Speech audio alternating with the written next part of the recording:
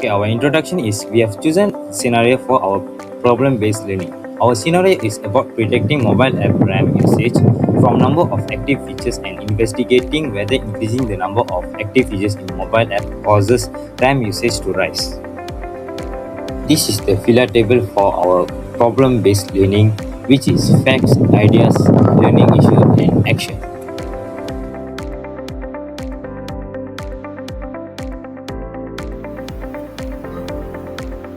The problem focuses on determining whether an increase in the number of active features in a mobile app causes RAM usage to increase.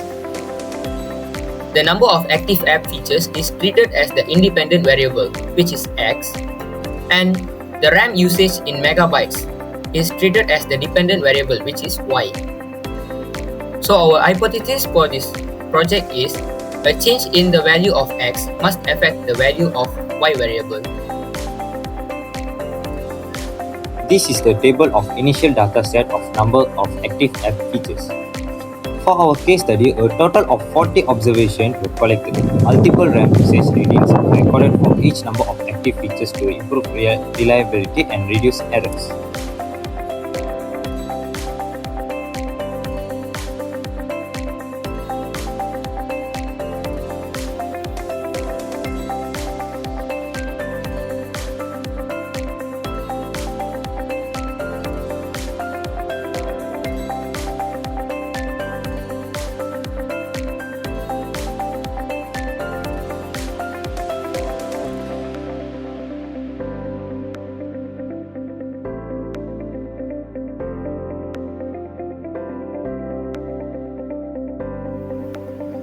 Now we are going to have a look at our calculations.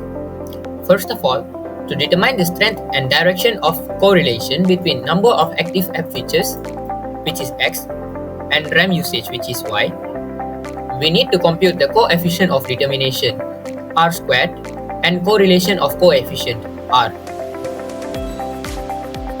As we can see, the formula to determine the value of correlation of coefficient is given. All we have to do is replace the numbers that we get previously into the formulas. So after completing all the three formulas, we already get our value of R equals to 0.9835. Then we have to square the answer that we get. So upon squaring the R, we get 0.9673. Now we already have the value of R, which is 0.9835. Based on the table on the top, since the value of R is in between 0.7 and 1.0, we can conclude that the RAM usage Y has a strong positive linear relationship with the number of active features X. After that, simple linear regression was used to model the relationship between the number of active app features and RAM usage. The simple linear regression model is expressed by Y equals to beta null plus beta 1 X plus error. Now we have to obtain the best fitting line for this set of data. For this, we are using the least square method to estimate the unknown parameters beta null and beta 1 in the linear regression model. This least square method is a minimalization procedure for estimating the parameters.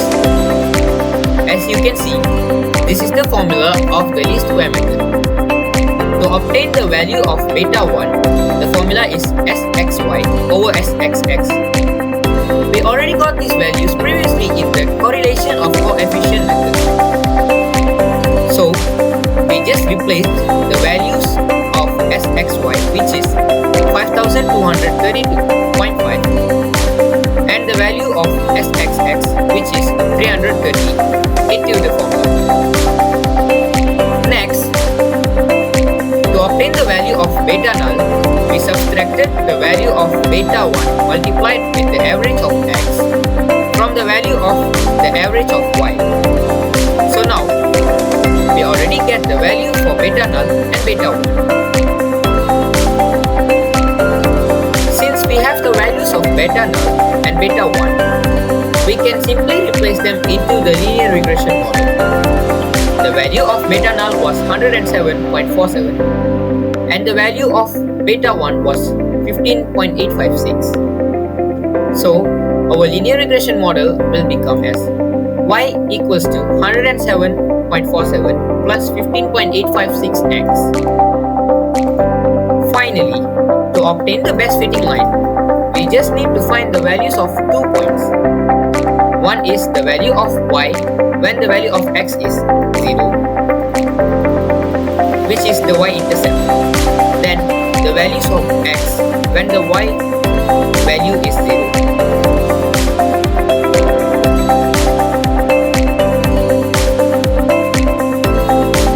This is the new table for the values of x and y after finding the linear regression model. So in this table, we can see the best fitted values of y when we increase the number of x one by one as 1, 2, 3 and so on. Finally, this is the best fitted line of the scatter diagram for this linear regression model. As we know, we also used Microsoft Excel to get the linear regression model for this dataset. And as we expected, the linear regression model, correlation of coefficient R and coefficient of the determination R squared that we got from manual calculations and from Microsoft Excel are the same. In this problem study, the correlation of coefficient R value between the number of active app features and RAM usage is 0.9835. This value sits in between 0.7 and 1.4, indicating a strong relationship and a positive direction. So, we can decide that the number of active app features and RAM usage has a very strong positive linear relationship. This means that as the number of active features increases, the RAM usage of the mobile application also increases significantly. After that, the slope, beta 1 value of 15.856 indicates that for every increase of one active app feature, the RAM usage increases by approximately 15.86 MB. For example, activating additional app features such as background services, notifications, GPS, or animations requires more memory to store, process, and data. As a result of this study, we can estimate that each new feature contributes an additional memory load of approximately 15.86 MB on the mobile device. Then, the y-intercept beta null value of 107.47 MB represents that the estimated RAM usage when no active app features are enabled. Although a mobile app cannot realistically have 0 active features, this value serves as a baseline estimate for the model. The correlation of determination R squared value of 0.9673 shows that approximately 96.73% of the variation in RAM usage Y can be explained by the number of active app features X. This confirms that the number of active features is a very strong predictor of the RAM usage. Lastly, the linear regression model y equals to 107.47 plus 15.856x can be used for performance forecasting in the mobile app development, since the slope allows us to predict the RAM usage for different numbers of active features. For an example, if the number of active features increases by 15, the expected RAM usage can be calculated by y equals to 107.47 plus 15.856 multiplied with 15. As a result, for 15 units of active features, the RAM usage is expected to increase approximately to 342.31 MB. Okay, let's see the comparison of software tool and manual calculation. Using statistical software such as Microsoft Excel significantly improve the efficiency and accuracy of regression analysis compared to manual calculation. These software tools automatically apply complex statistical formulas and can process large data sets within a short time. This reduces the time required for data analysis and may minimize human error. As a result, our team focuses more on interpreting the result rather than spending excessive time on repetitive mathematical computation with the help of Excel. On the other hand, manual calculation of regression parameters such as the slope, intercept, and correlation coefficient involves multiple steps, including calculating summation and substituting values into lengthy formulas. These steps increase the risk of arithmetic mistakes, especially when dealing with many observations. In this study, the result obtained from statistical software exactly matched those derived from manual calculations, validating the accuracy of both methods. This demonstrates that while manual calculations are useful for understanding the underlying concepts, statistical software is more practical and reliable for efficient and data. Okay. In conclusion, this study shows that there is a strong positive relationship between the number of active features in a mobile application and its RAM usage. As more features are activated, the amount of RAM used by the application increases noticeably.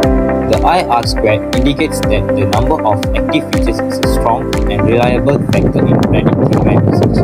Overall, the result suggests that mobile app developers should carefully manage and optimize app features to avoid excessive RAM consumption and maintain smooth app performance. Thank you.